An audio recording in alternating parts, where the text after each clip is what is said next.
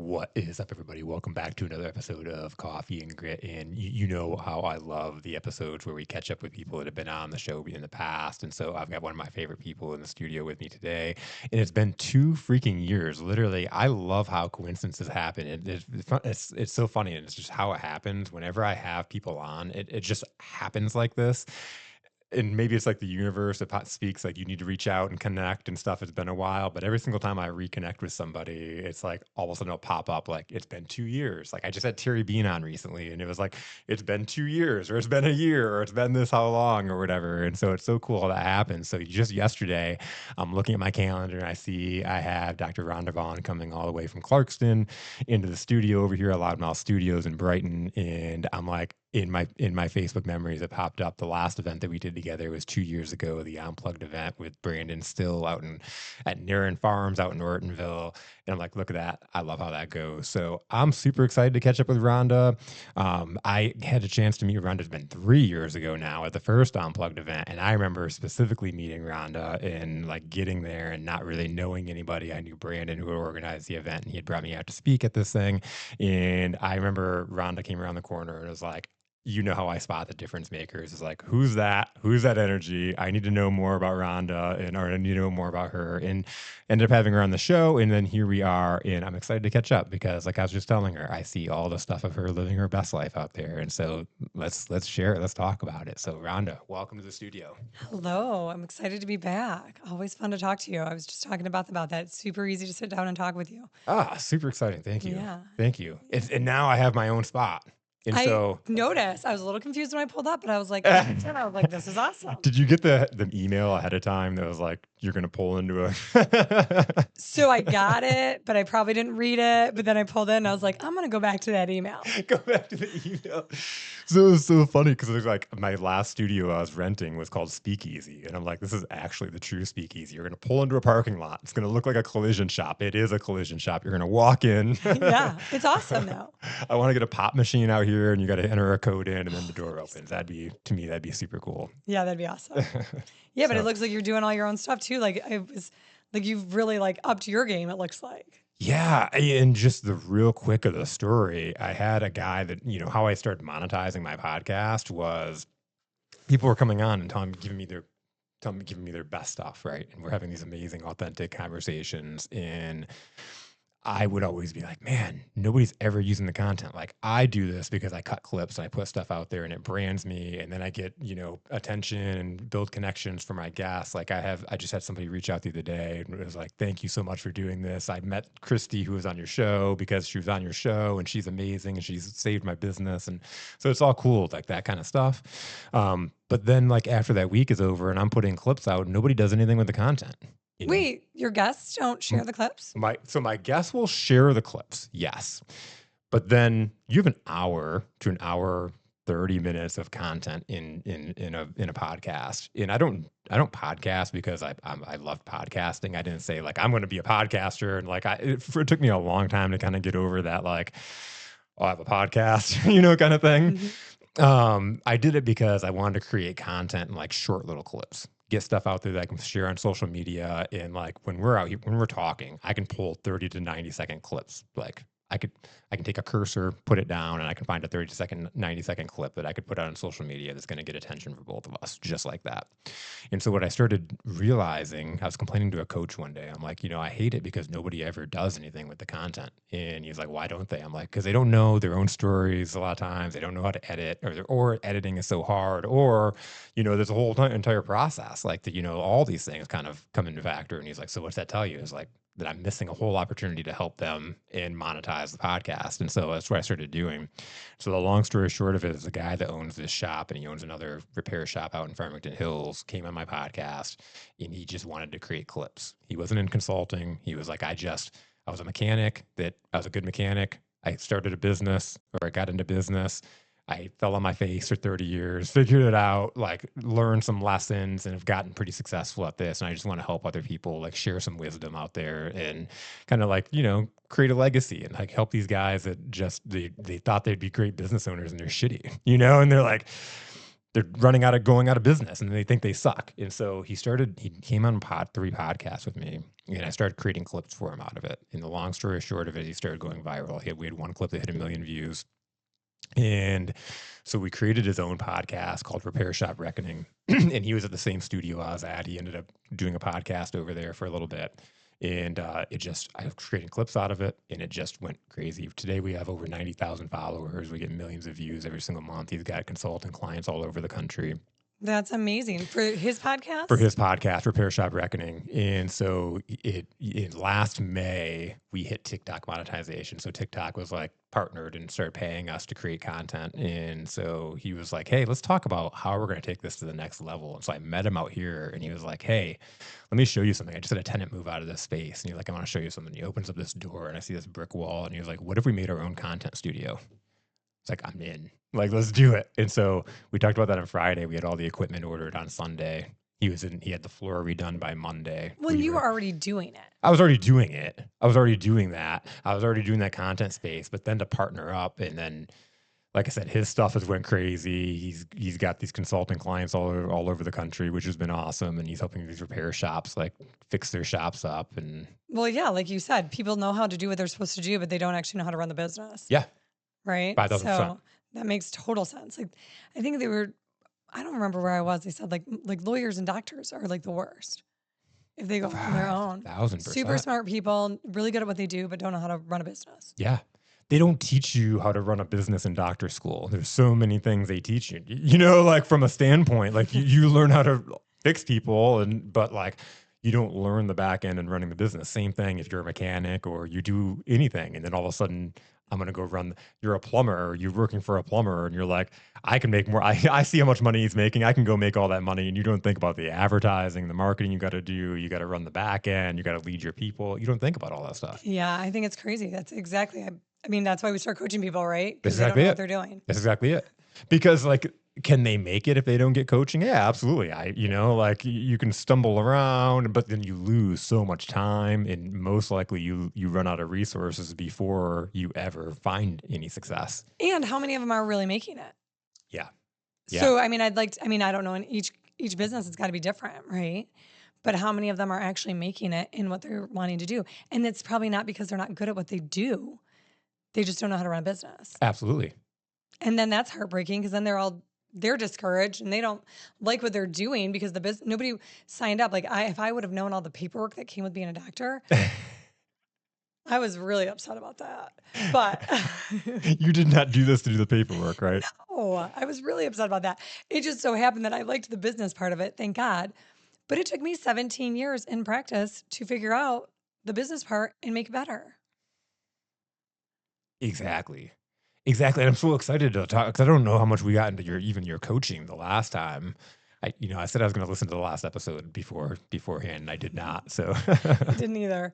So I was brand new. I started coaching about 4 years ago. So I feel like I was still pretty new Yeah. the last time we talked about it. It was very new for me. It was something that I didn't ever set out to do, to be a coach. It just started happening when I started changing my business and changing my business model. Locally, a lot of people were coming to me and saying, "Hey, can I get you coffee? Hey, can we go to lunch? Hey, can I pick your brain?" And I realized that's what I was doing without knowing it. Yeah. And I was like, wait a second. Wait a I don't minute. have any more time for coffee or lunch. I didn't. I was getting Yeah. and my practice was blowing up. So I had to really sit down and figure out what I wanted to do with my time and how to make the best of everything and be good at it. Because again, sitting down for lunch isn't going to solve anybody's world's problem or the world's problems. No, that in this is like I always tell people like my coaching clients like I have to charge money because like people don't take free seriously. And so sitting down with you for lunch, you're giving them their best and they're like, yeah. And then you run into them a couple months later, they want to sit down with you again. They didn't do any of the stuff that you talked about. Yeah, it was almost a waste of your time. Waste of your time. Absolutely it is. So when that time could be used somewhere else. And it's interesting. I should have learned that sooner because even in practice, if I had a friend that wanted to come in as a chiropractor and get adjusted, even friends I started charging because if I didn't charge them anything, one, they didn't come because they felt like they were taking advantage of me. Yeah. Yep. And two, they didn't take it seriously. Yep. I remember a friend of mine that I charged barely anything, like just because I wanted her to come in. When she moved to Florida, she called me. She goes, "Oh my gosh, I didn't know how much money I was saving." But she valued it. Yeah. So, and I think even just charging her that small nothing that wasn't changing or paying my bills made her value what she was getting a little bit more to not show up. And people don't show up if you don't charge them. They don't. They don't take it seriously at all. And then the other thing for me is like protect my space. I don't want to be resentful. And there's so many times like going out to lunch with people for free, like all that stuff. I like helping, but then like those are the people that have called you for the fourth time, and now I'm like picking up the phone in the middle of dinner with my family, and they're asking me these questions, and I'm just like, No, you get a lunch and a conversation, yeah, and then after that, like that's coaching, yep, 5,000%, right? yep, Like at that point, I know my worth now, and I won't be taken advantage of. In the beginning, I was. That's not true. yep.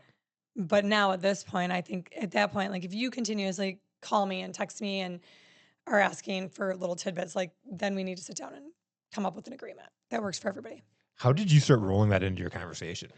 Just like that. Yeah, just like that. Yeah, At this point, I this love was it. coaching. Yep, I mean, it's just being honest. it is. Like it's not, and it's not to be mean or rude and I don't even take it that way, but you don't walk into Kroger and ask for a grape, samples and then continue to eat the samples. I've seen some people do that. Okay. Maybe some people No, do. but there are people that will take your samples if you let them. Yeah.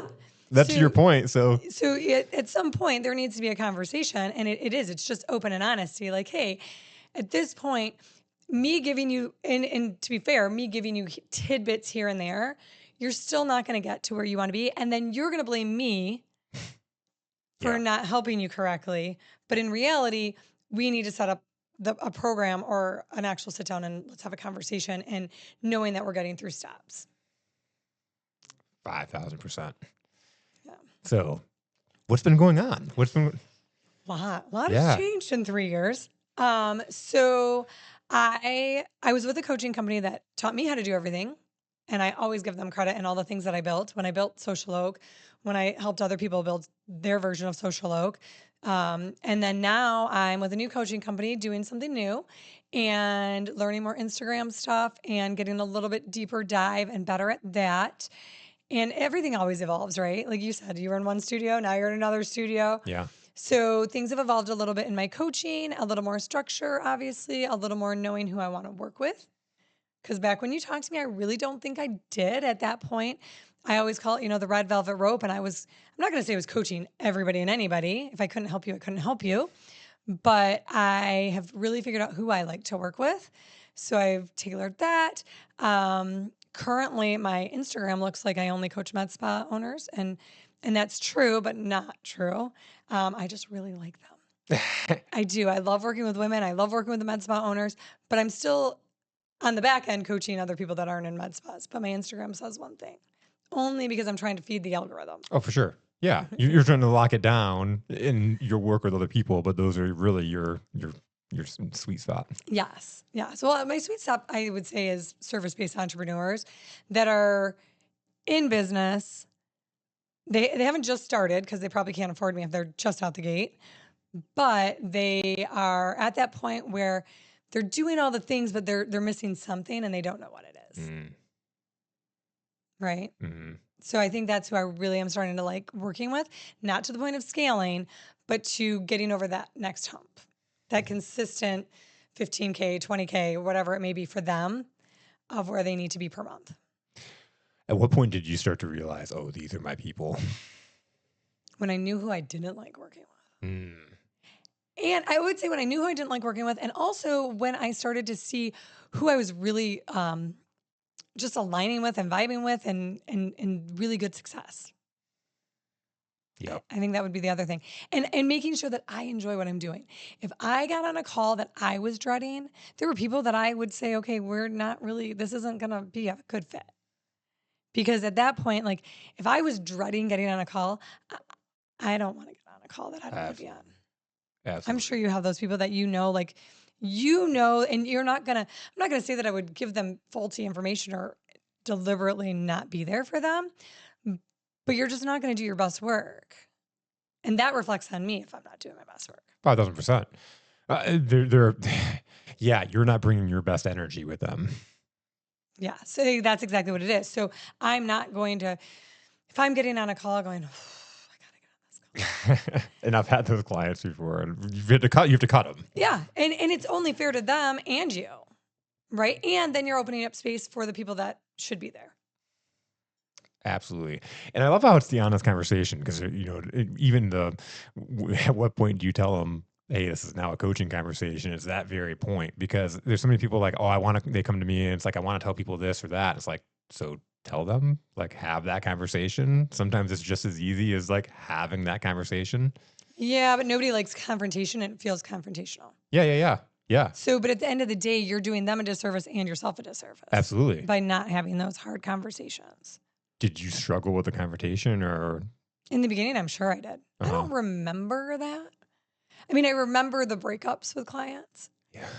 And I remember going, oh, okay. But at the end of the day, they know it too.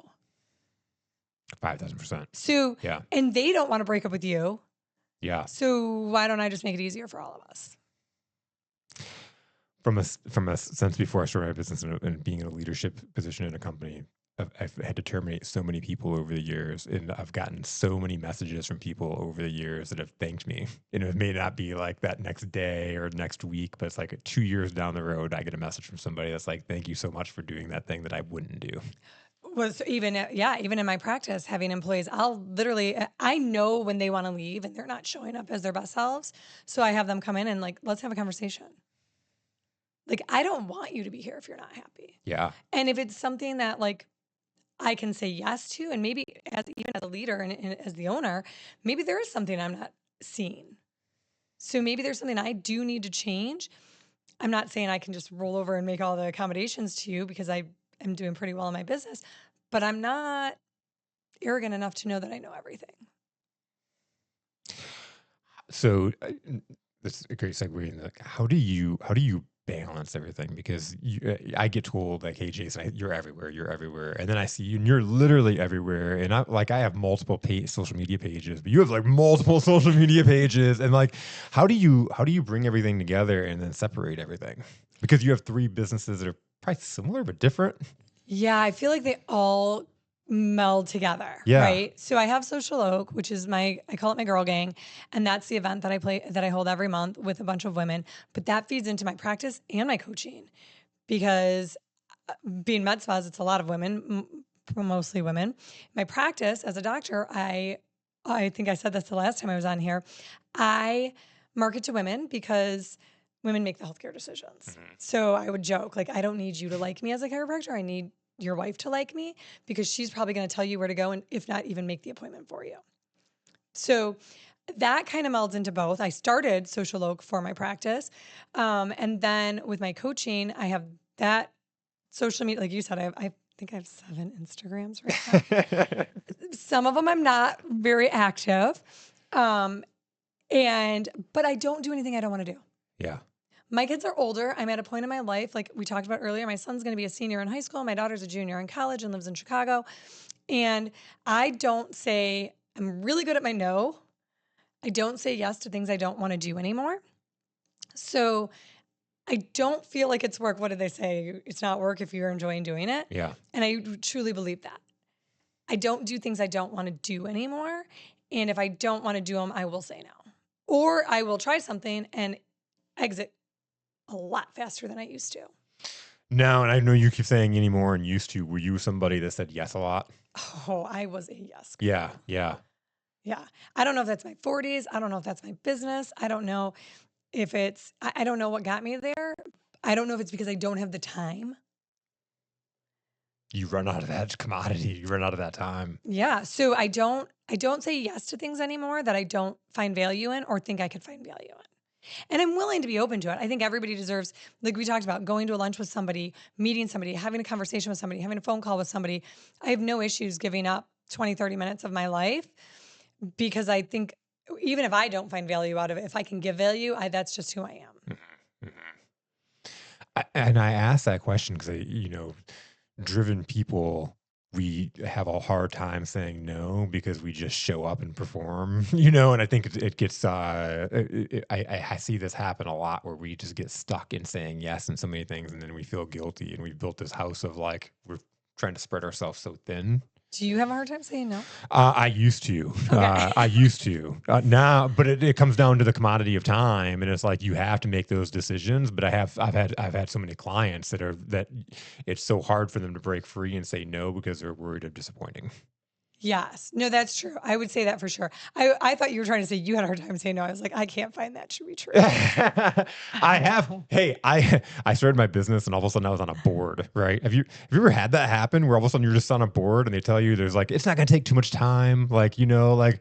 Oh, I'm on board, but I'm not on any more boards that I don't want to be on. So yes. So I am too, and I'm on a board that I said yes to. It was like a hell yes type situation. As soon as they asked me to be on it, and I don't have any regrets or resentment. But I signed up to a lot of boards because it was like I was new and I was being recognized, I guess. And it was like, oh my God, is it like a FOMO, like a missing out, fear of missing out? Like they thought of me, and like now that I can't say no, and But that will means this ever happen again? you're doing all the things. That's why you're invited, right? Yeah, oh, yeah, yeah, So yeah, I mean, yeah, and yeah. that I think Yeah. too, that comes with it as you're doing all these things and starting to get recognized, you're invited to do more things because now you've Yes. put yourself out there and you can't undo that. Yes. So people see you being a doer, being a connector, being somebody who wants to be involved in your community, in things that matter to you. So you're going to get asked to be on those positions. But then you say yes, yes, yes. And then you're like, oh crap. Oh crap. And you have to dial it back and you do have to exit. And so maybe that's how we learn to say no. We overload our plate. And then you're drowning and can't breathe anymore Yeah. and do the things you love. Cause I'm doing all the things, like you said, you see me all over the place, but you also see my personal. So I'm not just doing all the things in business. I'm living my best life Absolutely. outside of business. Yeah. And that's what I meant when I see you like traveling and new love life and all these amazing things happening. And it's Yeah. like, that's awesome. But you're everywhere. I am. But I love that. And I'm making sure that I have time for everything that I want. Like I said, I don't say yes to things I don't want to do Mhm. ever anymore. I don't have time. It's huge. Yeah, and I love that about my life. I love I truly love where I am in life. I always said like my 40s are so far my favorite time. Who knows? Maybe my 50s will blow it out of the water. I don't know. But and I keep joking. I tell everybody I'm closer to 50. Which is Me too. right. And I'm okay with that. Yeah. Yeah. I'm okay with that. I feel like I'm the happiest I've been and loving my life. So it doesn't matter. I love who I'm helping. I love what I'm doing. And I'm open to whatever comes next. I absolutely love it. It's like the people that tell you, my son just graduated high school, and there are people that are like, these are the best 4 years of your life. Or, I just had a guy who is a young entrepreneur, and said people kept telling him through college, these are the best 4 years of your life. You're going to remember him. He's like, that's really depressing. I really hope these are not the best years of my life. And that's the thing. It's like they are what you make them. Right. And hopefully it only gets better. Because at that point in your time, hopefully they are the best years of your life. Yeah. Oh, exactly. That's exactly it. Hopefully you are enjoying them. You're loving them, but then you love your 40s. Yeah, you get to do something better later because Yep. then it really is yours. Maybe that's when you get to learn your no and who you are and the not caring it. I don't know if I'm allowed to say this. I called it my fucking 40s. Yeah. It was like my favorite thing ever. Like, I don't know. I turned 40 and I was like, you know what? I don't care what you think of me. I do. Everybody cares a little bit. But at the end of the day, I'm not going to get any farther by minimizing myself because I care what you think about me. Mm-hmm. 5,000%. Hell is meeting the person that we could have been. Right. And if you look at the gap in between, like what's preventing people from being that person that they could be, a lot of it is that fear of what people are going to think about them. Yeah. So when you start to do all the things and just do it, and I think once you do it, you create momentum. Absolutely. Right. Yeah. So even like you've seen probably my Instagram, like my personal Instagram is really just fun and games. And I don't know how I'll ever monetize it, but I enjoy it. So I don't care. And I was just talking about that with a coaching client and my coach. I was like, I don't know what's going to happen with it, but it is exploding and it's just fun. But I enjoy doing it, so I don't care. Now, I don't even know where I was going with that. I'm going to blame that on menopause. Everything on that page is about that. I forget words. But so yeah, I think like, but doing the things you want to do, I guess that's really what I was going back. Oh, starting it. When I Yes. first started, I'm like, people are going to look at me and be like, why is she posting that? Why is she putting herself out there? Yep. And I used to think that, like, who wants to hear from me? Right. And I would minimize myself. And I would do it in my coaching. Same thing. Nobody wants to hear what I have to say. Yep. They're going to look at me and think like, well, somebody else is going to do it better. Maybe, but I am really for a lot of people. I'm not for a lot of people too, I know. And I'm okay with that. Yep. But once I started not caring and got into that fucking 40s, I put myself out there and things started coming my way and I started finding the people I needed to be around. It's actually just going and doing the steps. And you can say fuck it 40s all you want. That's I love it. That's awesome. I think it's a thing, right? It's a thing. Well, it's funny. Somebody else had this conversation at one point where it's like when you're a kid, you don't care. I remember my son. Yeah, Like, no, yeah. he would like dance in public and and not care what anybody thought. And then he went through a phase where it's like, I will not dance in like Fourth grade. Fourth grade. I really think there's actually science about that. It's that age range, like 9 years old, when you really start to, and that's when like the mean girls started at my daughter's school. You could see it all start to formulate and people would start to shrink themselves. So like, that's what I keep seeing, with the 40s, like with menopause and women, they talk about that. It's all the memes are showing up on my feed that it's just me being a teenager, but not caring what you think again. Like maybe I'll dance one day because I don't know about that. But I just don't think you should have to see that. I know what it looks like. But I do it for you, not me. Not dance for you. But so you're right. Like I remember watching my daughter. This is a funny story, and I think about this all the time. We were at Rainforest Cafe, and my son, I let him go in the bathroom by himself, and I was like having heart palpitations because he was probably not old enough, but he probably was. Yeah. And my daughter and I were in the hallway. And she was dancing around the hallway and there was like the exit light and it was blinking. And I remember looking at her, I said, Ryan, that's a camera and they're watching you. And she turned around and went like this. And I'm like, why can't I do that? Oh. I remember thinking that. Yeah. I would have been like, oh my gosh, they saw me. Who's watching? What are they thinking? But she just turned around, looked at the camera and went, and then she did it. Yeah. Oh. And then I remember being in high school going, wait till you get to your fucking 40s. Wait till you don't care. Wait till this was a blip. So why does that stop? I think it's the goal. I don't know if we can prevent it from happening in that high school grades, but it's like, how quickly can we overcome that, and just get out of that box? Hopefully Ryan is like, she's not, she's not there yet. Yeah. She'll be 20, but yeah, how do we, so maybe that's our next goal, Jason. Yeah. How do we teach people to get back to like, just do you and don't worry about it? That's what I'm just my difference maker boot camp is what it's all about. And it's like disguise is like business development, but really what it's morphed into is like hell is meeting. I say hell is meeting. Okay. There's a Navy SEAL saying is in times of chaos, you don't rise to the occasion, but you fall back to your level of training. And it's thinking about like, who are you as a person? And I've done this in like sessions or like speaking events a lot of times, like, who are you? And people like go through and they're like, oh, I'm a mom, I'm a dad. Like when you start peeling the onion on who you are, you start saying all these great things. Awesome. Now you're calling a prospect. You have a phone in your hand. Who are you? And people are like, oh, I'm a slimy salesperson. I'm somebody that's bugging somebody. Like their thoughts about themselves completely change. And so I'm on this mission of like becoming you across the board, whether you're you at home, you're you in your personal development, your business development. Like how do you tie your story and your confidence across the board and your one So that's what you're doing. You're trying to get people to get to their at 40s before they're 40, maybe 40s. Hopefully before they're 40. Yeah. Because like this is the thing, and even this whole entire podcast, I was sitting down with people in coffee shops that I saw as awesome. And that's the only reason we were sitting down is because I saw them as awesome and I invited them to a conversation. We're sitting having this conversation and I'm picking their brain. They're telling me these really cool stories about themselves that nobody knows. It's the how I made it story. And when I fell on my face and then this happened, I'm like, this is the coolest shit ever. Like, this is like, people need to know that story. They would think you're a badass. Like, oh, I couldn't tell that story. Like, no, that's the one you need to tell. Yeah. And there's so many people, like no matter where they've been at in their success in their career or their business or wherever, that are like, oh, I couldn't tell that story.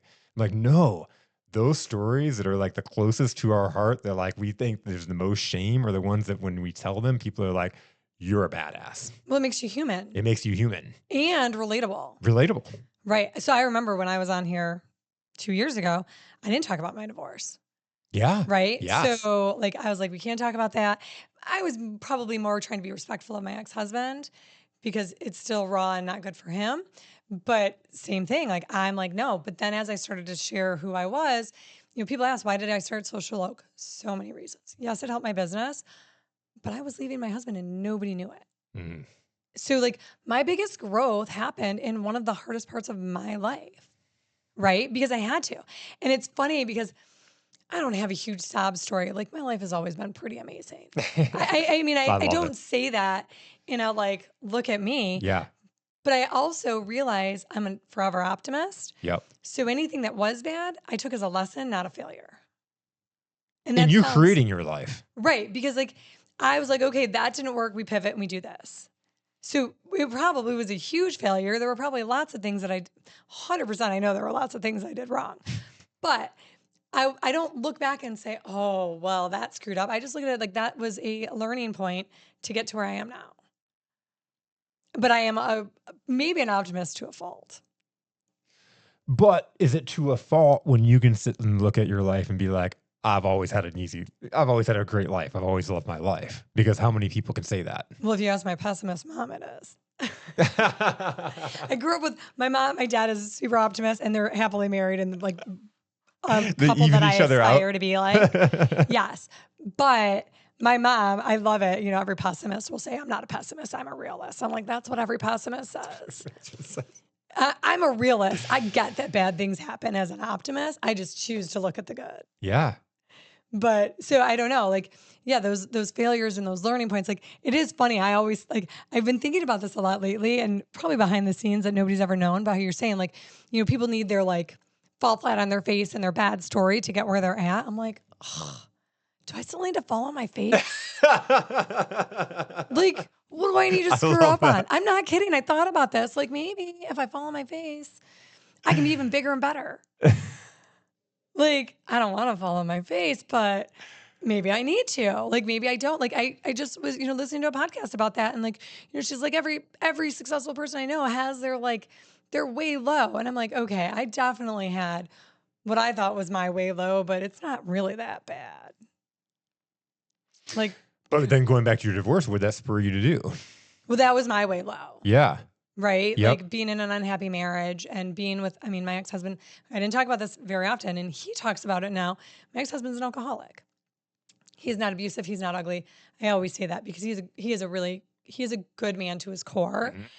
but I couldn't, being a forever optimist, I would look at him every morning and say, what happened? And like, he would wake up upset, right? He's a pessimist. And I would say, like, you wake up like the dog shit in your mouth last night. Like, I wake up every day like, okay, yesterday may not have been amazing, but today's going to be better. Mhm. Or like if I spill coffee down my white shirt on my way into the office, if that's as bad as my day is going to get, it's a pretty good It's day. going up from here. Right? Like, that's truly how I think. It sounds silly and crazy to some people, but I couldn't live like that anymore. So my low was like when I would minimize myself and be in that marriage and be sitting alone and as a married woman, feeling alone while trying to raise children, while trying to build a practice. And when I said, okay, screw it, I got to do this because I liked my 2 income home and I knew I was going to be a single income person, I had to do more and it was my time to shine. So I do laugh. I've talked to my coach about that. Like, okay, my why was so big when I blew up the first time. What do I need to do to have a bigger why? Mhm. I hope it's not fall on my face. So have you found your next step yet? What do you mean? Well, I mean, I'm still growing everything. My Yeah. bigger why, I think I'm getting there. It's something that I'm actively looking for. I can't tell you what it is, Yeah. not because I won't share, Yeah. but because I don't know that it's 100% there. You only have the one son. Yeah. Yeah. So like you're at a new phase. Like Yeah. I keep saying for me, like with my son graduating next year and all these like first lasts, somebody said, like, are you sad that your son's graduating? No. We raise our kids to go out and do their thing. Absolutely. And I think I did a good enough job that they're going to be amazing. Yep. Actually, I know.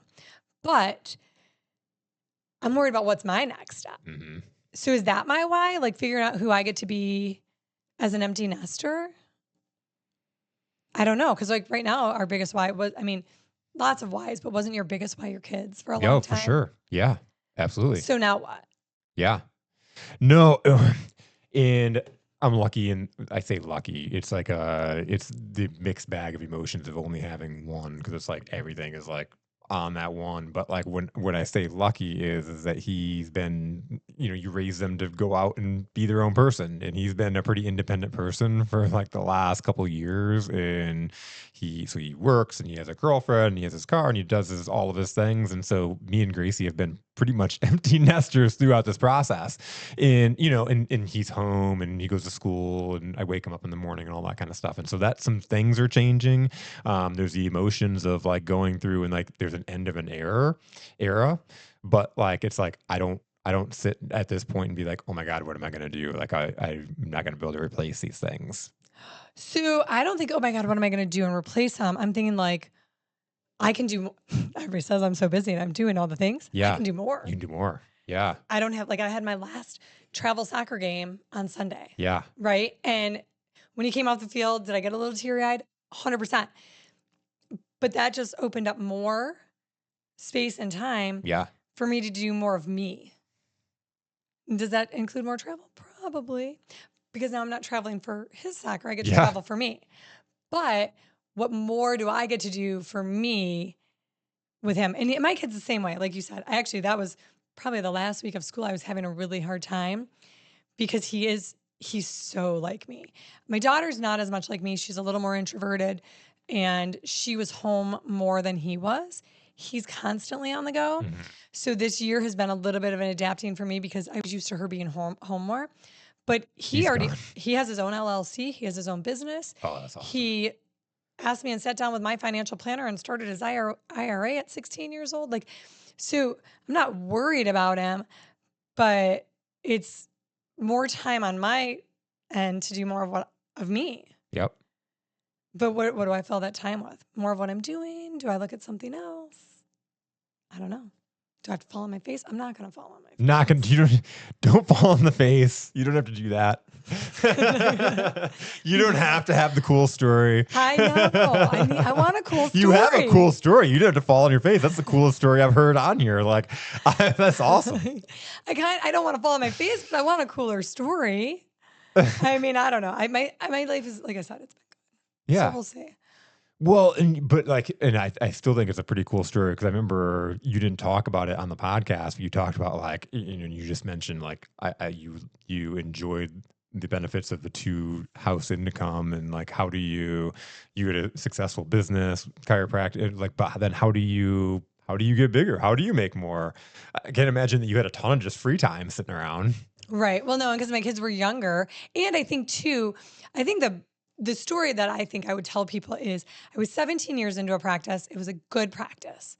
I didn't realize that because my forever optimism, pessimist, my forever optimism is I knew I could do more. Yeah. So I remember going to my coaching and it was a lot of chiropractors that I started with. And if you looked at my numbers, I wasn't a small practice. I wasn't huge, but I wasn't small. So how do I, after 17 years go, I'm going to do more? Most people think at 17 years, this is as good as it gets. Mm-hmm. Right? So I didn't. I knew. Now, on that same note, I knew when my youngest went to middle school is when I was going to explode. Little did I know that was around the time I would get a divorce as well, or start planning my exit. It didn't happen until a little bit later. But I knew when he went to middle school, that was actually 2020. And I don't know if anybody was exploding unless they were I was an in-person gig, so I couldn't. But that changed everything. But before that, I was still, like you said, people say, I'm a mom, I'm a wife, I'm a this. Well, I never missed a class party. I never missed a field trip. I never missed any of that because I own my own business while growing a business. Mhm. So I did do all that. And I think that's probably why I enjoy working with women and younger women than me, because I can relate to what they're doing. I know what it's like to be the mom and come Makes total home and want to sense. do it all. So I guess that would be my story, is just knowing, like, building. And my only regret would be, why didn't I do this earlier?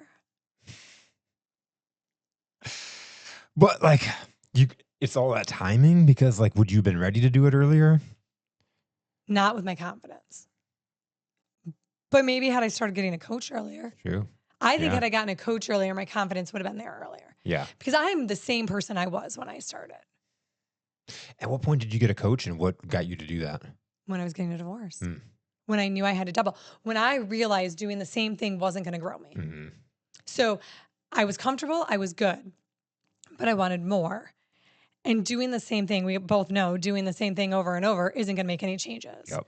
So maybe that's also when I got okay with my no, because in having those uncomfortable conversations, because I had to change to get to where I needed to be. Mm. So I hired a coach, and then I could just fall back on them, right? Coaches are kind of like spouses. Mm. I tell my clients this all the time. They're like, well, I don't want to have that conversation. Blame me. My coach told me I had to do this. You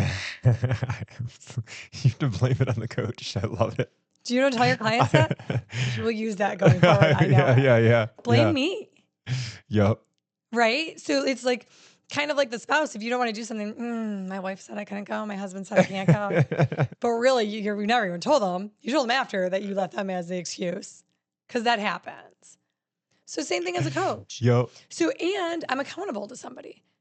I'm very type A in the fact that, like, if my coach told me I had to do this by next call, You're doing it. it is going to happen, Mhm. no matter how uncomfortable I feel. And then in my head, I blame them.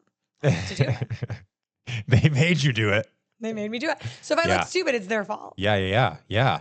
No, I totally get that because even from like a standpoint of like being an employee, like my boss told me I had to go do this thing. Like from a sales standpoint, I had to get all the confidence because they set the price. I didn't name this price. Right? It's almost Same thing. harder as a business owner because you can change the prices. Like Yeah, same when you- thing. Like this is what it is. Somebody Yeah. else told me I had to do it, so I have to do it. Same thing when I started social media and I didn't want to post anything. The best part is I would make the content, but I would hand my phone to my assistant and be like, "You press send." True story. Because Yeah. then I didn't hit send. I don't know why that took the like fear out of it for me.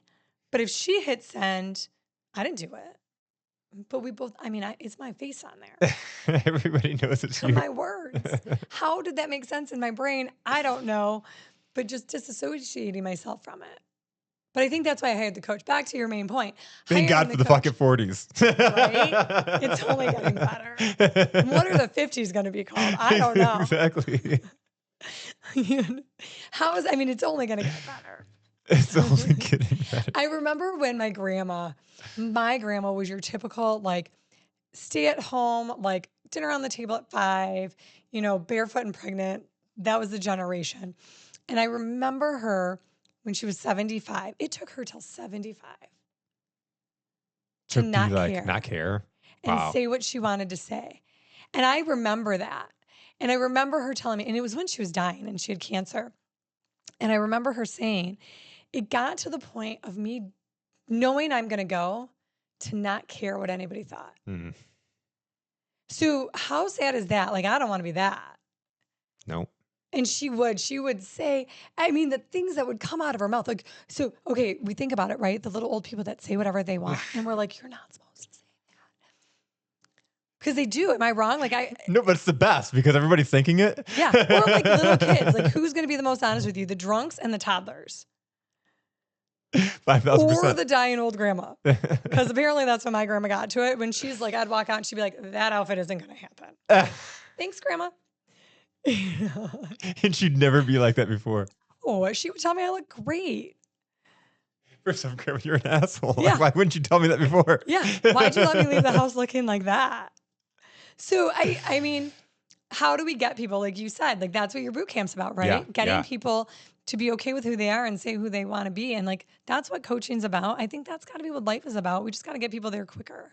Because it's so funny because it's all the time like, okay, whether it's a sales conversation or it's a leadership conversation, like I got to go have this conversation with my employee. Like, what's going on? This is going on. What do you want to tell them?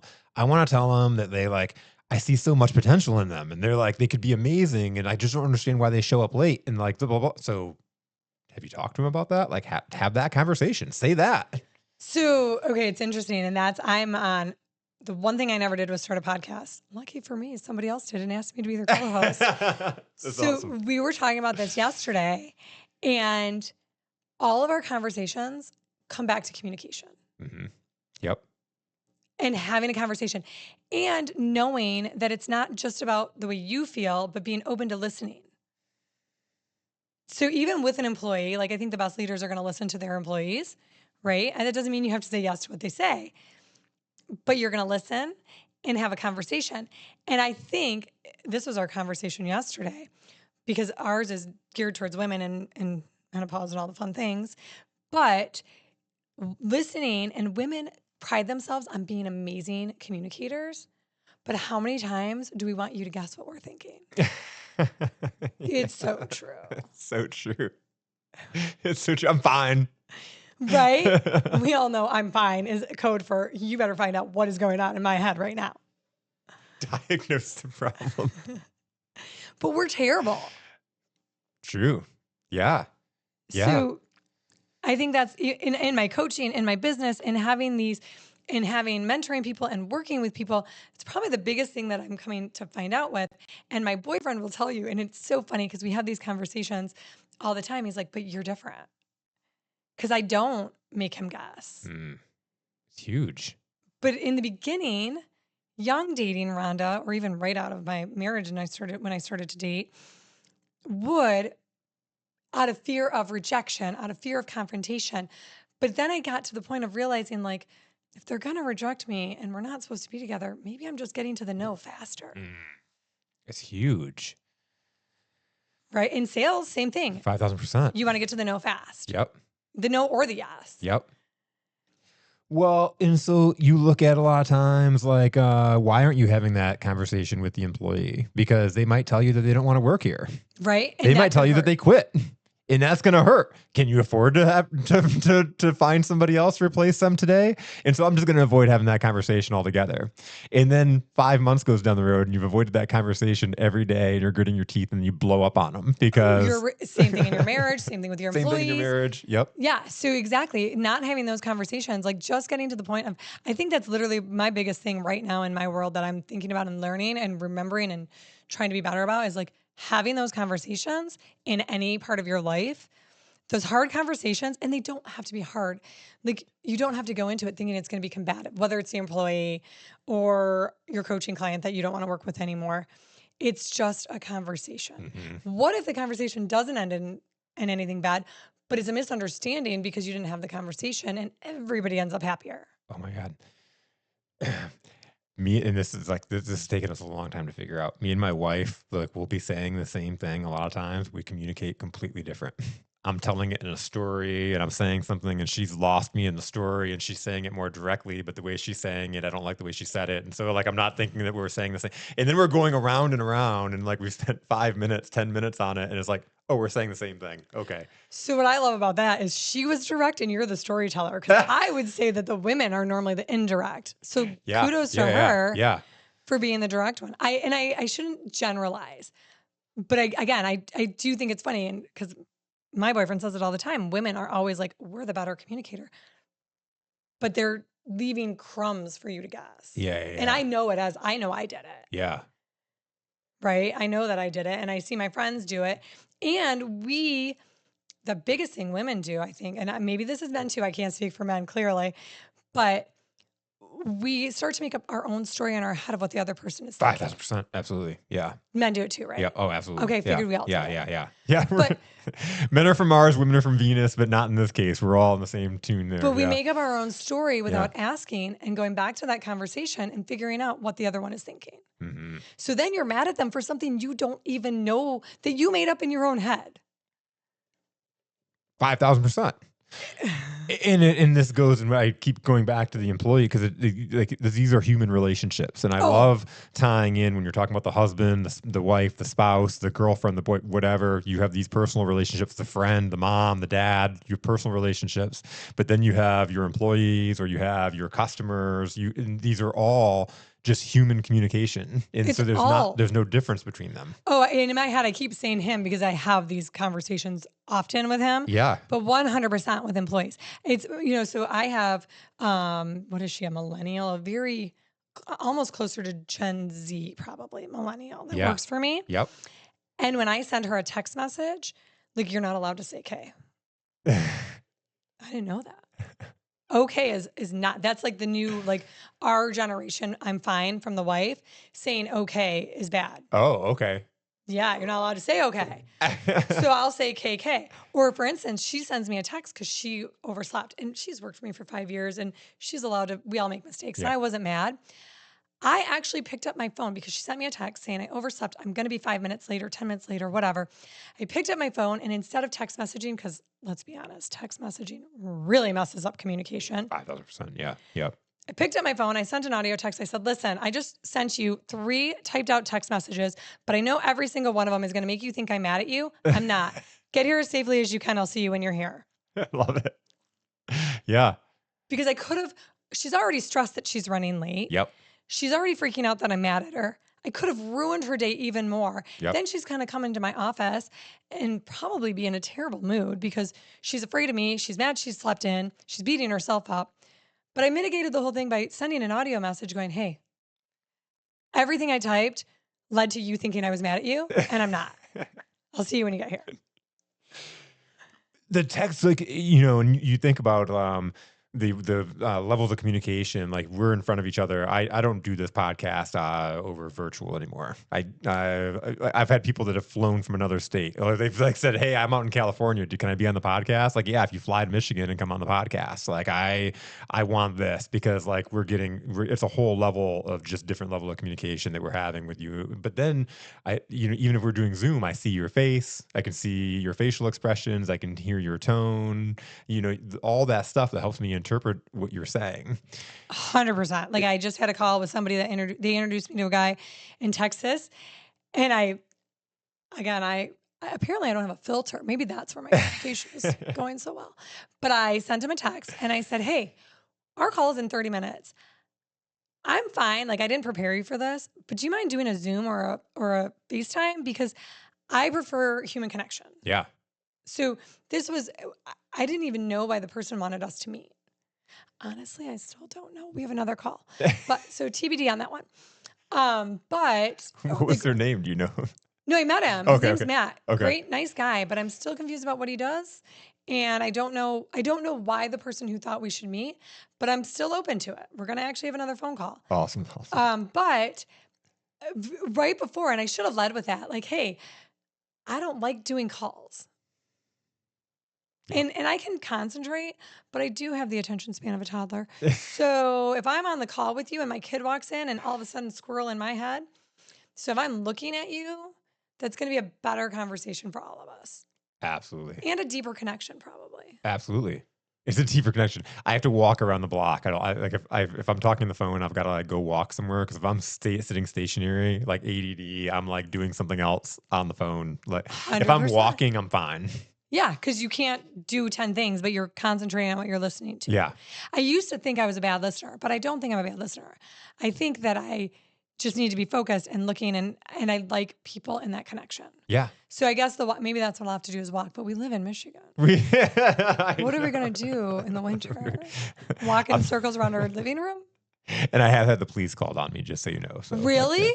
yeah, a couple of summers ago, I was walking around my block in my neighborhood, and apparently I stood in front of an older person's house for too long, and I was flailing my arms. But I had golf shorts and a polo on, like I'm not looking too threatening in my neighborhood. But apparently I was in front of this house for too long, and by the time the police came, I was back at my house in front of my yard, and I was talking on the phone. I saw the cop stop, get out of his car, and start walking towards me, and I told the person on the phone, I'm like, I think the police are coming to talk to me. And he's like, do you live around here? And I was like, yeah, like, right. That's my house right there. I'm in my yard. And he's like, Oh, he's like, yeah, he's like, maybe an older person. He was like, said that there's like a person out in front of their yard, like talking, like, Solid neighborhood watch in your solid area. neighborhood watch. You should put a sign up. Yeah, I mean, your neighborhood watch is impeccable.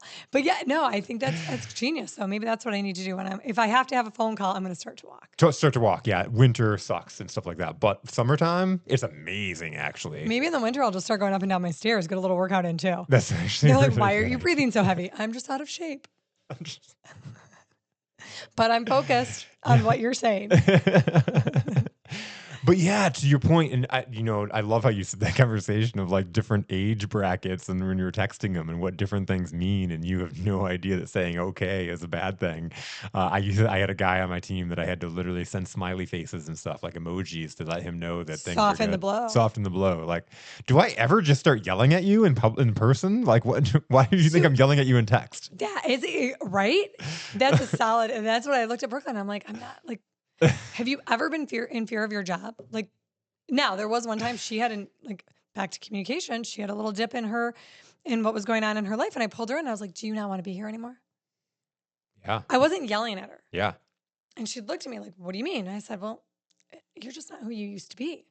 So if there's something going on, like I love you, I want you here, I don't want you to leave, but I need you to tell me what's going on." So we had that. I mean, that was one of those hard conversations with an employee. Could have never sent that via text. Mhm. Yeah, But, yeah, to your point, no. having conversations with employees and it wasn't me saying I could have pulled her in and been like, "Listen, you kind of suck right now. Hmm. You're not doing your job very well." But I didn't. I approached it from her aspect and said, "What's going on? Do you not want to be are you I that gave her the space to maybe say, "I don't want to be here." Well, and that's huge too, because you talked about earlier when you have those conversations in your head and you're assuming and you're making up the conversation, you're already in the back and forth and you've already laid out all the answers they could possibly have and you've rehearsed it. You're now you're now looking for that, right? Like you're not giving them the space and having this conversation. And I'm sure coaching and all that kind of stuff comes in comes in and helps you. Like you're asking a question, getting her perspective versus all these assumptions that you've had in your head and you're laying them down and now the conversation goes in a different direction because you framed it that way. Yeah.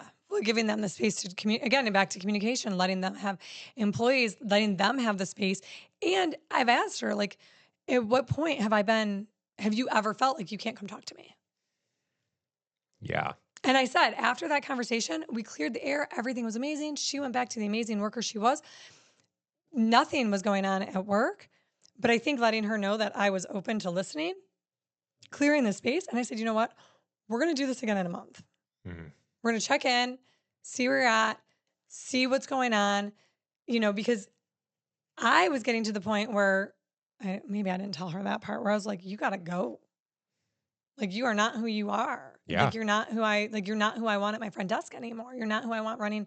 She runs my life. I mean, if I die, call Brooklyn. She knows all my passwords. But truly. And if she doesn't Well, I know remember it, 3 years ago when I met you, Brooklyn was like she's always there, and like I can tell she knows a lot about you. everything. Truly. She probably knows my passwords more than she definitely knows my passwords more than my kids do. And if she doesn't know the password, she can easily figure it out because she probably has the password to something that can get to the password. So, and so she's a huge extension of my life. So we have to be on the same page. And if she's not happy, I'm not going to be happy. I love this, and I talk about this in a lot of ways, like our interpretation of what kind is. And I love this is tying in because communication is kind. To have communication is kind. To not have communication is setting somebody up for failure. And it's also setting ourselves up for failure because we expect it to change without having any kind of communication. We're going to give them the cold shoulder. We're going to tell them everything's fine. We're going to be passive aggressive and they're going to figure it out. Who does that help? Who did that And help? then you're frustrated. Yeah. Do you really want to go into work giving somebody a cold shoulder? Yeah. No, no. The worst employee review I've ever been a part of, and I had a manager on my team, and he had this employee that he would do things, and he would tell me like, and they were writable up a performance offenses, or like having conversations with him and making sure these things don't happen again. And so this manager would call me up and he'd tell me the things that were going on. I'm like, you got to talk to him, have this conversation. We'd have a game plan. And you know what? My fault for not following up with it. So a year goes by and he's like, hey, will you come out and have this conversation? We're going to do an annual review with Nick. And he was like, will you come out with me? And I'm like, sure. Yeah, that's not a problem. I don't, sure. So we sit down for this annual review and Matt pulls out this like stack of things he's documented for a whole entire year of And all these never, things that he's never had a conversation about. He waited for this year anniversary, year of review to sit down and tell Nick all the things that he's done throughout the year that have like not been good or that have been upsetting or that are not like part of like the performance that we want. And I'm like beside myself. I'm like mortified. that I'm didn't like go sitting here well. and Nick's sitting there like, he's like, why didn't you tell me? He's like, why didn't you tell me any of this stuff? He's like, how can I fix it if you didn't tell me? And I'm like, I agree. I don't know. Like, Nick was like right. this is, and I had to have a conversation with my manager. It was like, we had to sit down in a coming to Jesus meeting of like, do you want to be here? What's wrong? What's Here's going a on? yearbook of what you did wrong. Exactly. To Like the this manager, can't not Nick. happen. And from that conversation, he went out and he became my best leader. He was mortified. He used it as something that he could then go and grow and learn from. Wait, is that his falling on the face? That was his falling on the face. I love it. Okay. And it's so crazy. That employee, the guy that was sitting at the end review and had all the things that were going wrong with him. I just saw on Facebook the other day, he's just now leaving that company and he's been there for like 15 years. Like he outlasted all of us. That's crazy. So did he fix all the things or fix to hit the best of his ability? Yes, he did. Yeah. And he became one of our top performers. See, and okay, so the manager wasted an entire year of not making that man amazing. Yeah, absolutely. Just by not having a conversation, by not having it, what clearly wasn't even an uncomfortable conversation. Not even an uncomfortable. He was like, why didn't you tell me any of this? I would have, I didn't know. And there's some stuff that you just know that some of these things aren't acceptable, but if nobody's catching you and having a conversation with you, a salesperson especially is going to test the fence in all these different ways. Any person is going to test the fence. Like if you can get away with something, you're going to. Yeah. Yeah. Right? Like you're not, it's the same thing. I mean, Brooklyn's worked with me forever and Brooklyn's fantastic, but I will still go through and say, okay, this is how we're supposed to do it. You're not doing it that way anymore. I'm not saying we're going to change it. Yeah. I want to know why. Because this is why we were doing it that way. So we still test what she's doing in my business. It's something I coach business owners on. Like how many employees will find the easy way to do something? Now, that doesn't mean that we can't switch and make that the way, but this is why it was this way. What's Tell the me, strategy behind it? Yeah. What's the rhyme and reason? Why are you doing it? But again, having those conversations and giving them, like everybody wants to feel empowered, right? Mm-hmm. Anybody that I want working for me wants to feel empowered. That's not true of everybody. There are some people that want to go in, punch the clock, do exactly as they're told, and never do anything more than that. And I don't want any of those people on my team. No, in certain cases, so they I guess might you're right. You're be. right. Yeah. In certain cases, that might be the right thing. I can't think of anything in my life, but like somebody working on a line. Yeah. It's mundane. Somebody's got to do it. You're doing the same thing over and over again every single day. And thank God there are those people out there because we're not those people. We're not those people. But there's a place in the world for them, right? But you're right. In my world, no. But I do think that there's a place for everybody, but I don't think in my world those people belong. No. And so I agree with you. I think everybody wants to be empowered. If you think about work or like our businesses, we spend more time there than we do with our family in a lot of cases. And so like, I'd always look at and we talk about the tough conversations. I used to lose sleep about firing people. I used to lose, and I even talking about that story about Nick and Matt, but I used to lose sleep about firing people, having to go in and have this tough conversation. And for one, the conversations always ended up better than what I thought they did. I don't know if I said this on the podcast, but we said it before talking that I always get a message or an email with somebody, maybe not immediately, but later on down the road, thanking me for making that decision that they were not making, thanking me for calling it and doing the thing that needed to be done. Help them move on. The truth will set you free, but first it'll piss you off, Yeah. And so you're in your emotions. But then the second thing is I lost. Oh, menopause. I wish you guys had that excuse. Again, my no filter, because literally that's I blame everything on. I love it. Well, what we were talking about, we were saying like just making sure you have those conversations, and we were talking about the people that want the punching the clock and in and Oh, out. two is that nobody wants to go to work and suck. Nobody wants to go and live most of their life being bad at what they're doing. Nobody wants that. But they need the communication because they don't know if they just knew how to be there, how to be great. They'd be great. They'd just show up. They'd own the business. Or they'd leave Or they'd leave and and they'd do go what do they their were own supposed to be thing. great at. Yeah. Yeah. And But that's okay too. people need direction. Yeah. And even if they are people that are like they're climbing and they could be great, they need to be pointed in the right direction, be told, hey, you're slipping.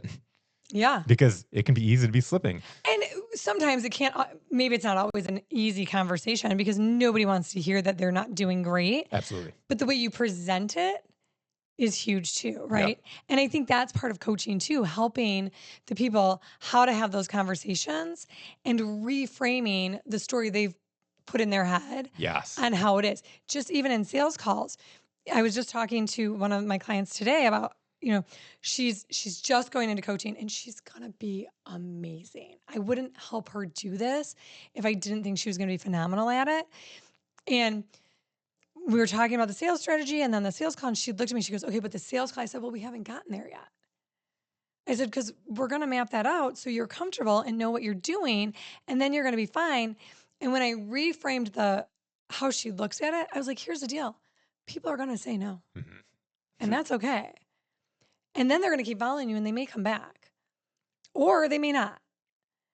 But my thing is, when I first started doing these sales calls that I hated doing, I'll tell you an interesting story. I could sell anything for anybody else. Because this is going back to like my husband told me.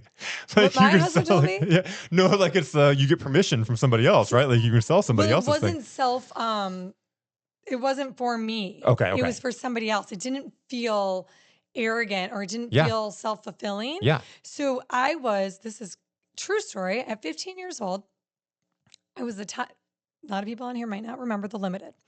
It was a clothing store Yep. at the Pontiac Mall. I lived in Clarkston, grew up in Clarkston. I was 15 years old, and I remember my manager. She was smoking in the back room on her call. I don't know how all the clothes didn't smell like garbage. So she's on the They call. did. She was a chain smoker. She's like, Rhonda, I need you to come back here. I can't remember her name, but I can see her face perfectly clear. And she was on the call with the regional manager. And the regional manager, they're looking at all the numbers, and I was across the board the number one salesperson. I was 15. My mom dropped me off and picked me up. So, and the regional manager said, I think it might have been per hour. Like I sold the most clothes, like dollar amount per hour. And my manager said, because the regional manager said, why isn't she working more? Because she's labor laws. I don't know. Because child labor laws. Yeah. Legit. So the lady said, that is not true. My manager called me and said, Rhonda, and it's a speakerphone because there was no Zoom. It was dial up, if anything. The manager said, tell her how old you are. I'm like, am I in trouble? Like, I literally was like, am I in trouble? She's like, no, I need you to tell her what year you were born in. And I was like, I'm 15. And she was like, there is no way. But I loved selling it. I enjoyed it. It was fun for me. My mom may have been part of my sales. My mom, we have a little bit of shopping problem. I know where I got that now. But that was just a revelation. But I could sell that for her. I went into Michigan State. I did cold calls to alumni. Meanest people ever. Call alumni and ask them for donations. But yeah. Especially if they're not making it. But I was, again, the number one, brought in money. Then it came to selling me. I shriveled. I gave it away in the beginning of my practice. I gave it away. I let people have it. I didn't want to charge my friends like we talked about in the very beginning of the podcast because they're my friends and why would I ask them for money? And it hit me like, well, I can't pay my bills if I don't get paid. So that was the first revelation, right? Or realization. And then learning how to sell myself again. So I think just learning how to do it for myself, but I'm like, how was I such a good salesperson? How can I sell you and everybody else Yeah. and not myself? Yep. Because you're not emotional to it. Tell me more. Well, okay, so it's the same thing like if you're having an argument with your spouse and then you go and tell your friend about what's going on and they can see the problem so clearly, but you can't. You're like, it's like why you have a coach, right? Because Yeah. like I was in the forest and couldn't see the overall bird's eye view. Yeah. Yeah, it's the same thing because like we're so emotional to us, like, oh my God, like they know the money is going to me. Yeah, but I love what I do, and I think what I do, I know whether it's chiropractic, coaching, social oak, I know the value I bring. Yeah. Well, maybe I didn't know But that you say from the that. money standpoint, you knew you'd help people. You knew Right. they'd feel great. Yeah. So I guess the emotion maybe I don't know. I'm still not 100% clear on that. I'd like to get more clarity on why, not that we have to dive into this in our conversation, but now that I'm saying it, because it felt too self-serving and maybe that fear of like, what if I don't make them better? So I can totally relate to this because I spent my whole career in sales and sales leadership, and then I started my business and I ran out, and it was like I was going to be really easy, and then creating prices and sticking to your prices and stuff like that. Like I totally resonate when you said blame it on the spouse, because you can blame it on the boss. Like the boss made these prices. I didn't make these prices. But when it's you and you know it's you, they might not even know it's you, but you know it's you and you think they know it's you. And like and they're like, and you're like, it's $300. And you're like, it's $300. Like but it's just you. And you're like, okay, you're right. It's $100, and like, it's one of those things. I'm so emotional to it. It's the same thing for making content. Who am I? Who wants to hear me? Like I had people on my team telling me, Jason, you need to be up on stages speaking. Jason, you need to make content. Jason, why aren't you making videos? And I thought it'd be so easy when I went out and I started making videos when I started my business. And it was like, it sucked. It Oh, was in the not fun. beginning, It was it's not easy. It was terrible. And it was like, and nobody was watching. No, I didn't think anybody was watching. Nobody was reacting, right? You're putting it out there and then you're like, oh, these people know I'm a sham. All these people, like, and they they're don't. sitting there thinking like, oh, I've known Jason all this time. Like, who's he think he is, being this guy that's like is giving out these words of wisdom. Like all of a sudden Jason's a guru. And I hate that term, but like, that's one of the things that plays into it, right? Like, oh, I'm a guru. Oh, I'm like making this stuff that's like, and it's all playing in my head versus if I was going out and selling Tony Robbins, do you think I would have a problem selling Tony Robbins? No. No, because he's already got a proven system I'm out there trying to make it. I'm out there trying to build my business and build my confidence. Now it's not a problem. Yeah. Now, So I'm going to ask you this, and it's a vulnerable question, so you don't have to answer it. Do you no. still get that way? No, and that's what I'm saying. Now, I think it's in the beginning. It's that I haven't helped anybody yet. I haven't proven You don't have your myself. proof of I concept. haven't proved my concept. Even for the longest time with this content stuff, I was doing the content because it helped me. I started doing the podcasting and the content because it was growing my business, right? And then along the way, I was telling you, like, people are coming on and I'm like, why aren't they using the content? Like I'm literally giving them a hour episode of like, here, go cut Why do you this and think do I'm whatever you here? want. No, exactly. True. Because if you're smart, you know exactly how valuable this is. Right. And so, and that was my point, is like people are throwing away so much money. Like this is value right here. Like to be on a professional podcast with like, the last studio I was at was a professional podcast studio. It looks like it's credibility, right? Right. This is credibility. There's so many of my guests that get asked like, how'd you get on that podcast? Right. All of a sudden now it's like, oh, why? And you're everywhere. And so none of your friends are like, oh my God, Rhonda, you're on a podcast. So that's not that. But like, there are a lot of people I have that have never been on a podcast. And all of a sudden their friends are like, whoa, like you're interesting now. Or it gives them It credibility. gives them Your credibility. guests get credibility. You have credibility. 100%. And so that's free content that is like, I would learn how to cut it. Like when I started my business, I went out on on podcasts and I learned how to edit, and I would create little clips out of it. And that was what Yeah. gave me the idea to do the thing for myself. Right. And so it's like, wow, why you're throwing away all this content. Yeah. Well, and that's why I said I'm super grateful that I was asked to co-host, and she wants to learn how to do all that stuff. Yeah. And it's a beautiful set. I mean, she built this beautiful set in her basement, and Oh, it's huge. it's amazing. It's gorgeous. She met a girl to help edit, and she's learning how to edit, and so we're gonna do it together. It's that initial, and it doesn't have to be all that in the beginning, right? Yeah. Yeah. No, it You can doesn't. start super small, Oh, for sure. Yeah. and then as you get good at it, same thing with content. I started off with a GoPro at my co-working space desk. I remember you telling me the story, and then you went to the one you rented, and Well, and so that's the thing. And I told people I rented it, but honestly, what had happened, and I was about to give up. I was about to like, I had 9 episodes I needed to edit, and I'm like, this is so much work. I'm like filming it, or like it's not even like high quality. I'm just doing this thing, and I was getting a lot of stuff from it. I was getting business from it. I was getting a lot of recognition from it, but at the same time, it was like just getting to be a lot. And there's a podcast, the podcast studio opened up here in town. And Rob, who owned it, reached out to me instead of meeting, like just reached out to me, saw my podcast. We ended up having a meeting. We sit down for the meeting. He's like, hey, he was like, why don't you come into my studio? And I'm like, because you're charging like $1,500 a month. And I'm like, I have a podcast. I'm like, I'm not making $1,500 a month on it. Like, that's a lot of money just to spend to do a podcast. And he was like, I've seen your podcast. I've seen the guests you have on and the quality of people you have. He was like, I just want those people walking in my studio. What if I just sponsored you and gave you my studio? And so for 2.5 years, I got a free space. Right. The last 6 months, I had to pay a very minimal amount compared to what other people were paying. And then I opened up this space. And it was like, the things just kind of happened. It happened, Yeah. but it was because I did it.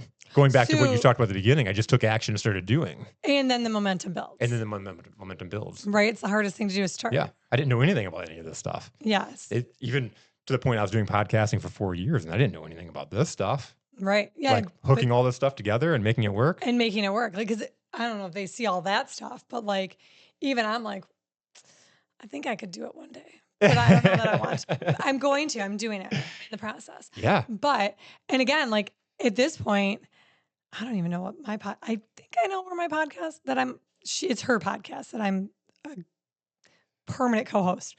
But I don't even know her. So to your point, me putting out content on social media, Yeah. I went to high school with her. I remembered her face because she graduated with my little sister. She reached out to me. I haven't talked to her maybe ever. And she's like, hey, super weird. Meet me for coffee. I have a proposition. And I Yep. was like, okay. Again, I'll have coffee once with anybody, probably. And she said, I'm doing a podcast. Do you want to do it with me? And I was like, oh. So I don't know if I told you this the first time. I have a tattoo that says do all the things. So, and I joke with my coaches, I did all the things except for a podcast. That was the one thing I never did. And the funny thing is, I remember specifically after we did the podcast the last time, you were talking about, I'm going to get mine started. Because I remember I was like, I'll be your first guest. I have a studio in my basement. We should do it for sure. Yeah. No. I don't want it. Not yet. So I don't know. I do have a studio in my basement. I have all the things. I had, producer Rachel is a good friend of mine. Yeah. She came and set everything up for me. I don't have all that yet. I have enough to make something happen. Yeah. But again, I don't say yes to something I don't want to do yet.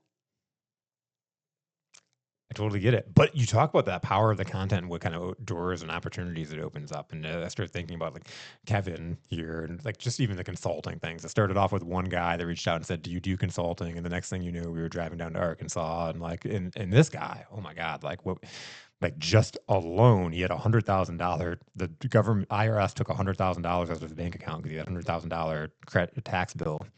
And he ended up getting it dissolved. Like Kevin ended up getting it dissolved and he got $100,000 back from the government. So just that alone, and that's just like that might even be the small thing after all the things that like have happened with this client. But it's just how that's expanded. But he messaged me the other day. He took his Cybertruck in to get it fixed, and while he was there, he was like, the manager came out and was like, oh my God, Kevin. He was like, I just had to come out and tell you it was an honor working on your truck. He was like, I watch all your podcasts. He was like, we're like watching, like I love your stuff. And like, if he goes places and people like ask for his autograph, like his parts guy, like the guy he buys, one of his vendors was like, hey, can you just ride around with me for the day? He's like, I want these people Just don't to believe I look know cool. you. These people don't believe I actually know you. And it's like, but it's just the content. I had an autistic client that he literally, when I started working with him, he didn't, like his family didn't think that he'd ever have a job. He thought that he'd work retail his whole entire life or have just menial jobs and not have anything that like not have a sense of purpose. In the meantime, he loved interviewing athletes and he loved doing these like little interviews. And so I was like, I just challenged him as before he became my client. I was like, dude, just go start a YouTube page. Just go start a YouTube page and do these interviews and put him up there. And he disappeared for a year. And I thought, most people, when you tell them to go do something, like they just don't go do it or whatever. And the next, like a year goes by and I saw his face. He posted something on Facebook and about his YouTube page. And I went and he had like 2,000 videos he had posted within a year. He's on the autism spectrum. So he does everything. Like he's a machine, right? Yeah. He's a literal machine. And he'll just like, you have to watch when you say like, call that person because he will pick up the phone and call that person. Like, I love it because like most clients are like, oh, I'll call Amazing. them in 2 weeks. Like, like he's And like, they never do. boom. He's like on the phone and like, who are you calling? He's like, John. I'm like, whoa, whoa, whoa. We haven't talked about what we were going to tell you tell him yet. Like, hang up.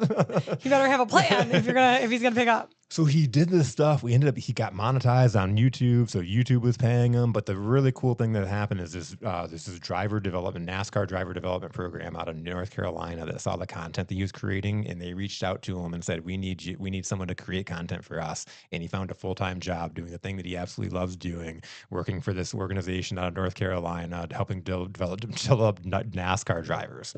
All because his coach told him to do it. All because coach told him to do He it. blames it on you. I hope he blames it on And you. I hope he blames it on me. And it's so awesome. He called me up the other day because we don't meet very often anymore. And he called me up the other day, and it's so cool because, man, we used to have these conversations and you get stuck in loops. And like he's talking so clearly, and he's like telling me all these things that he's doing. And it's just, man, it's amazing. Yeah, that's awesome. So wait, he gets stuck in loops because he's autistic, or Yes. I think people in general get stuck in loops. Yeah, no. Have you like? I guess when you said that, I was thinking about how like when you work with certain people and like they never get past that certain point. Yeah. Yes. No, that's a good question. Yeah, he gets stuck in loops where if he's like nervous, he can't complete a he can't complete his idea, or he won't tell you fully what happened. And right now he's just moving with confidence. It's really That's awesome. It's like a different person. It's really cool. All because you made him do it. Oh, because you made him do it. He better. He blame had to it. go do it, man. He had to go do it, and he did it. That's awesome. That's a great story. Yeah, I'm still not doing it. But you are doing it because of the power. You mean about doing a podcast? Yes. I didn't do I'm not doing a podcast because I love doing podcasts. Like it ended up developing that way, but I didn't do it because I wanted to be a podcaster to that point. But Right. it's how to create content. I will say, like you said, creating content and putting myself out there on the internet, that was probably the most awkward, uncomfortable, like getting recognized, even in my community. Yeah. So 17 years, I was a chiropractor doing the same thing, seeing people, and I started putting content out there and started posting. And I'd go out and I was doing the $100 tabs. I think we probably talked about that. Yes. Yeah. So I'd go out and I remember going to a restaurant and saying, I was ordering dinner for my daughter and I was like, I'll just have a drink while they make it. Order the drink, and some guy goes, oh, you're Dr. Ronda.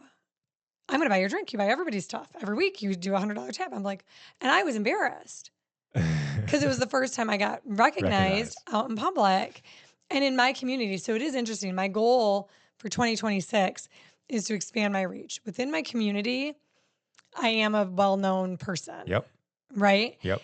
But to do bigger, better things and help more people, Yep. I got to bust outside of that community. So I'm with you.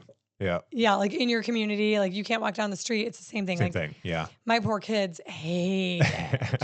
If we go to dinner, when I started dating my boyfriend, like same thing. Like we were just out Friday night, and one of the ladies was like, "How is it going out with her?" And she knows everybody, and everybody knows her. And he's used to it, and he's great with it. But my kids growing up really didn't like it. There were times they didn't like it.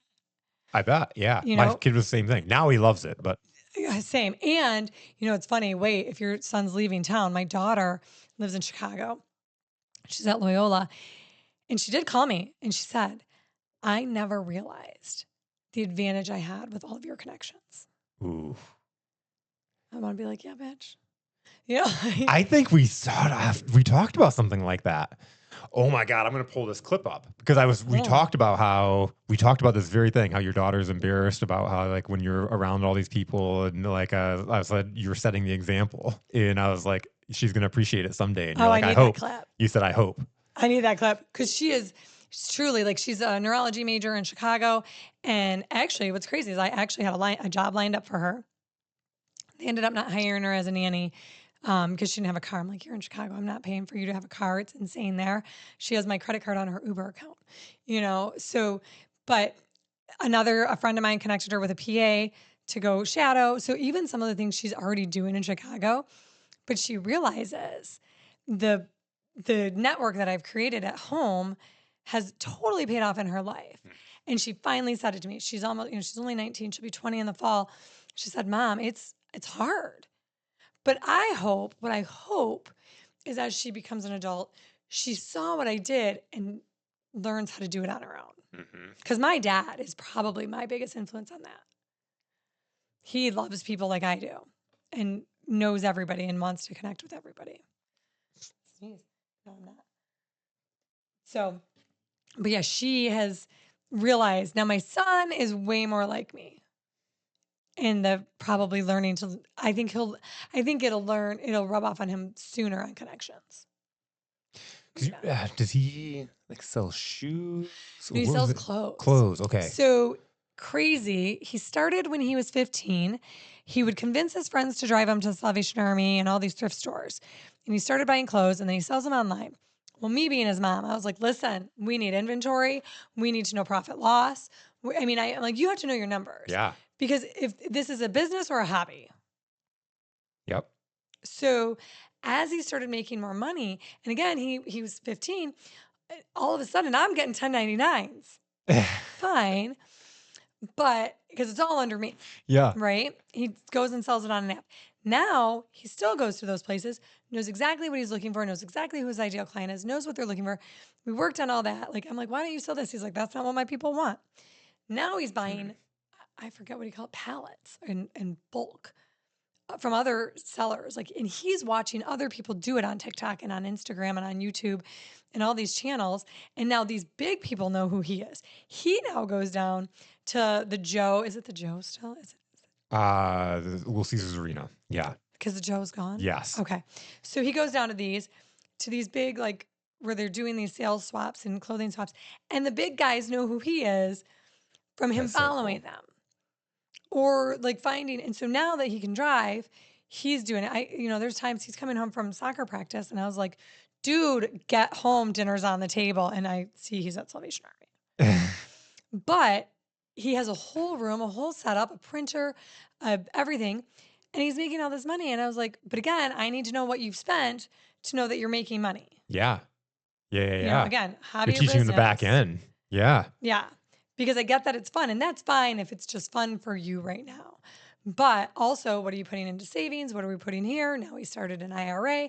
It got to the point where it's a legit LLC now. That's awesome. I was like, okay, you want to go to U of M Business School? It might look good if you have an LLC. Yeah. So he started his LLC. That was probably 6 months ago now. And now it's just taking off even more because he has a business account and he has a business card and now he's taking it more seriously. Everything's official. Yeah. So he has a logo. He has, his 9th Street Vintage and a really cool logo, I think. And, stickers and now cards that we put inside of the packages because he has repeat customers and that helps. And now he's verified on Depop and all these things that he's not happy at eBay bought Depop. It's cutting into his profit margin. All the lessons. I love it. But, again, like he's my only free coaching client currently.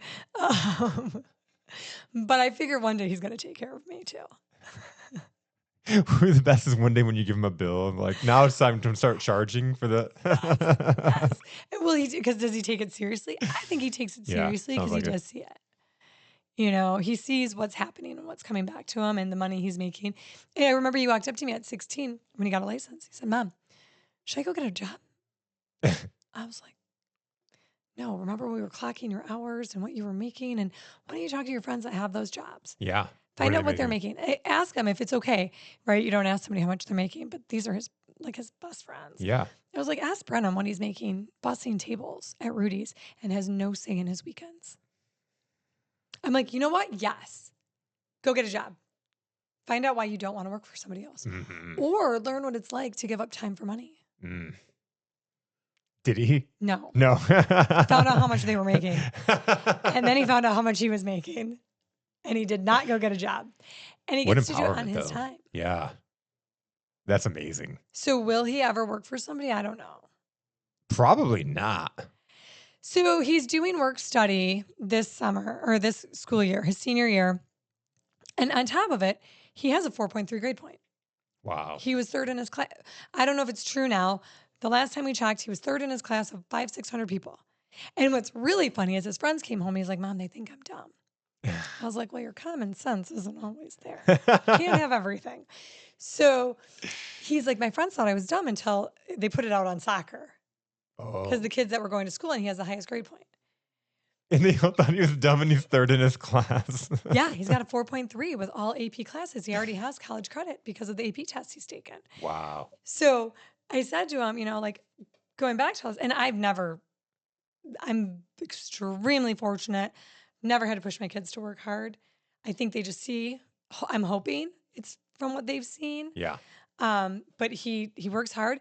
And so this senior year, he's doing 4 AP classes and then he leaves and he's going to work for my brother-in-law, who my brother-in-law is somebody who barely graduated high school. He's a huge YouTuber. He's an online coach, That's awesome. Wow. multi-million business, built multiple multi-million dollar businesses, sold all of them and just does his coaching. And he's all on YouTube and he's, has the record that YouTube sends when you have so many subscribers, and he's making money on monetize YouTube and TikTok and all the things, and also gets recognized anytime we're out for what he does. So he's going to go work for him. So I'm going back to do you even need to go to college? Exactly. I don't Yeah. know. He wants to. He's my partier. He wants the experience for sure. I was like, well, You're like, do we need to pay for this experience? I said that to him. I'm like, okay, so if you don't get into U of M business school, and I talked to his counselor, she's like, with his grade point and everything he's done, he could get a full ride to whatever she called it, like Grand Valley, OU, based on his merit alone. I was like, okay, do that if you don't get into U of M. Like, do that. And he's very money motivated. Mm-hmm. So, and even with my money, which is nice. So I said, like, do you need to go to college if you're going to go work for Uncle Brandon and learn what you're doing and you already have an LLC? Like, I'm still going to kick you out. You got to learn how to live with other people because there's something to be said about that. Oh, for sure. But I don't know. I mean, I don't know. I mean, I'd like to give myself a little bit of credit on where he's at, but I also really think he's pretty good at what he's doing. Well, it's a mix, right? Like you could have all the knowledge and everything. And if you didn't want to do it, it's like leading a horse to water. You can't make him drink. It's what I've been thinking about as you're telling this is like what you said at the very beginning has kind of been the theme of everything is like, you got to go do it. You got to go take the action. Like you don't know if it's a hobby even. Right. Well, if you're Let not alone a making business, money if and you're you're not doing just it. trading money and time and not really actually making money, that's a hobby Yeah. in his business. But yeah, no, he has to. I don't know what he'll do. I'm very curious. Everybody asks me what he's going to do. I'm like, I don't know. He has so many, I think he has more options than the average kid Mm-hmm.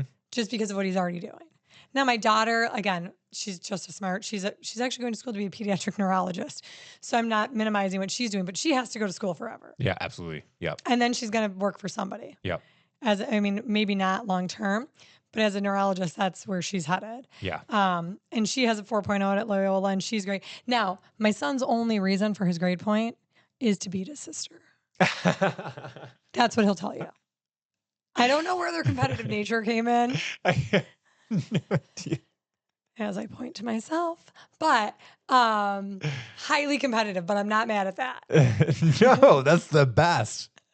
Yeah. And it's easy to motivate them. That's awesome. Yeah, I didn't know I was competitive till my 40s. Because I wasn't an athlete. If you talk to my sister, she was actually very smart too, but I was the brains, she was the jock. Huh.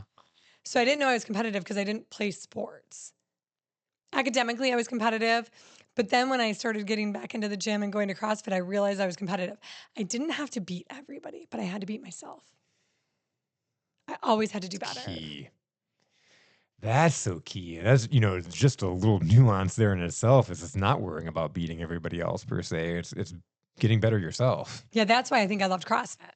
That was, I think, my biggest life lesson of always doing better. Like back to with my practice, I didn't have a bad practice. I thought I had a small practice because I knew I could do better. Yeah. I knew I could do more. So always beating myself.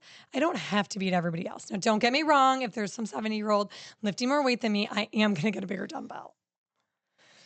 But I don't have to beat her. I just have to join her. Yeah. You're right there along the side. Yeah. I can't get beat by somebody like that, right? But that's why I don't like working out at home. That's why. Yeah. That's why I think I'm a wee person. Mm.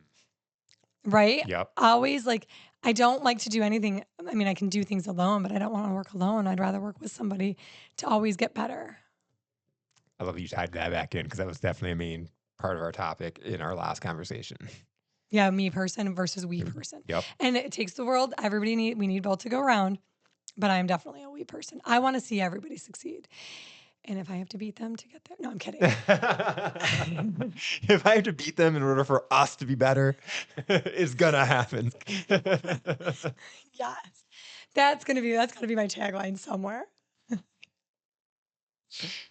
Rhonda, I could sit and we could have this conversation all day. This is so awesome. I'm so happy. Like I sent that message out as like you booked right away. I was so pumped up. Yeah. Because I mean, if I'm not a yes, I'm a no. Yeah, no, that's awesome. It's not like sitting on it and wondering. Yeah. No, it's awesome being here and talking to you again. I know I realized I just looked at the time and went, wow. I don't even know what time it is. I It's just know way later than you think it Yeah, is. I'm not imagining so. So awesome. Well, thank you again so much for coming all the way down here. Thanks for having me out here. My pleasure.